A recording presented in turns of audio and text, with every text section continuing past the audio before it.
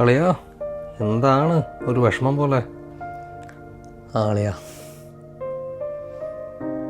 എടാ എന്നെപ്പോലെ ഞാൻ മാത്രമാണോ എന്ന് ആലോചിക്കുകയായിരുന്നു.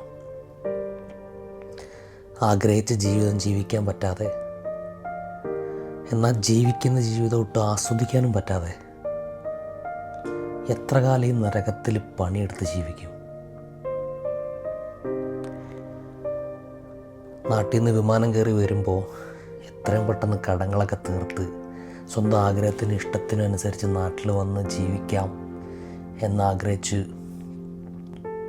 ഞാൻ മാത്രമല്ല, ഞാൻ മാത്രമല്ല. പക്ഷെ ഇനി എത്ര കാലം